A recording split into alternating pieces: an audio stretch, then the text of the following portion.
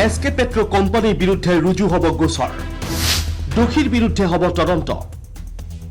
হয় ঠিকই শুনিছে SK Petro কোম্পানীৰ বিৰুদ্ধে শীঘ্ৰেই ৰুজু হ'ব গোচৰ মুখ্যমন্ত্ৰী হিমন্ত বিশ্ব শৰ্মাই জনালে এই কথা শিৱসাগৰৰ ভটিয়াপাৰ ৰাজ্যক বিপদৰ মুখলৈ ঠেলি দিয়া SK Petro কোম্পানীৰ খোপাঢিলা নীতিৰ বিৰুদ্ধে আজিও ক্ষোভ ৰাইজৰ ONGC তৈল খাদত হোৱা গেছ নিৰ্গমনৰ ফলত বহু লোকচানৰ সন্মুখীন হ'ব লগা হ'ল ভটিয়াপাৰবাসী গেছ নিৰ্গমন বন্ধ হোৱাৰ পাছত ৰাইজৰ মাজত দেওবাৰে উপস্থিত হৈছিল মুখ্যমন্ত্ৰী ডক্টৰ হিমন্ত বিশ্ব শৰ্মা মুখ্যমন্ত্ৰী ৰাজ্যক আশ্বাস দিলে শীঘ্ৰেই দোষীৰ বিৰুদ্ধে হ'ব তদন্ত আৰু SK Petro কোম্পানীৰ বিৰুদ্ধে ৰুজু হ'ব গোচৰ ডেফিনেটলি ইয়াৰ ওপৰত এটা পুলিচ কেছ ৰেজিষ্টাৰ হ'ব কাবাৰ যদি দোষ আছে তদন্তও হ'ব গতিকে কোনোবা এজন ব্যক্তিৰ বিষয়ে মই মুখ্যমন্ত্ৰী হিচাপে কথা বতৰা পাতাটো ঠিক নহয় কিন্তু আপোনালোকৰ অভিযোগখিনি মই শুনিছো আৰু যি কৰিব লাগে ডেফিনেটলি চাই দিম কেৱল ইমানেই নহয় ক্ষয়ক্ষতি হোৱা পৰিয়ালে সাহায্য পোৱাৰ বাবেও কৰা হ'ব ব্যৱস্থা ONGC আৰু জিলা প্ৰশাসনে কৰিব যুটীয়াভাৱে সাহায্যৰ পৰ্যবেক্ষণ ONGCয়ে এটা কথা প্ৰতিশ্ৰুতি দিছিল যে আমি খুব তৎকালীনভাৱে গেছৰ লিক বা তেলৰ যিটো লিক হৈ আছে তাক আমি বন্ধ কৰিম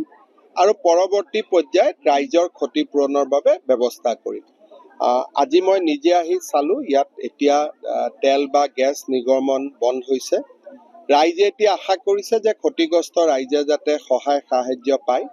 আৰু বহু লোকে মোক স্মাৰক পত্ৰও দিছে বহুজনে নিজৰ আবেদনো দিছে খুব সোনকালে ONGC আৰু জিলা প্ৰশাসনে যুটীয়াভাৱে যাতে ক্ষতিগ্ৰস্ত ৰাইজক পৰ্যবেক্ষণ কৰি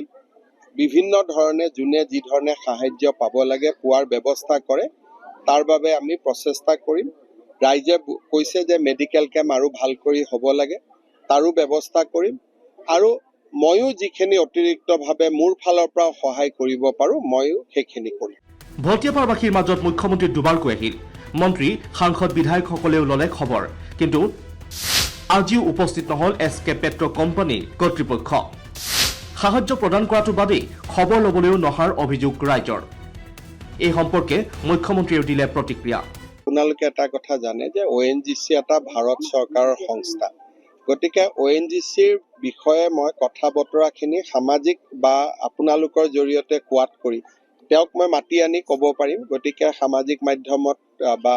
মিডিয়াৰ জৰিয়তে মই ONGCৰ লগত কথা পতাৰ প্ৰয়োজন নাই তেওঁলোকক মই মাতি আনিম খালি আপোনালোকৰ যিখিনি ক্ষোভ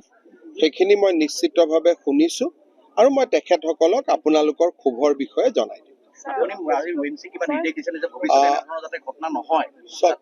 ডেফিনেটলি কোনেও নিবিচাৰে যে এনেকুৱা ঘটনা হওক আৰু এনেকুৱা ঘটনা দুৰ্ভাগ্যজনক আৰু হোৱাটো উচিত নহয়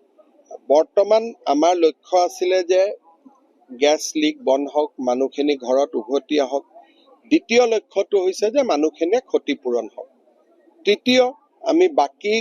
গেছ ৰিক বা অইল ৰিকসমূহৰ নিৰাপত্তাৰ বিষয়টো এবাৰ সমীক্ষা কৰিব লাগিব যে আচলতে বাগজানত হ'ল ইয়াতে হ'ল যে আমি কিমান নিৰাপদ সেই দিশটো ডেফিনেটলি আমি আলোচনা কৰিব লাগিব 350টাকৈ পৰিয়ালক মৃত্যুৰ মুখলৈ ঠেলি দিব বিচৰা SK Petro কোম্পানীক সঁচাকৈয়ে কাঠগড়াত থিয় কৰাব পাৰিবনে সেয়া দৃষ্টি ৰাখিব ভটিয়াপাৰবাসী ৰাইজৰ লগতে সমগ্ৰ অসমবাসীয়ে news desk report India today north east Assam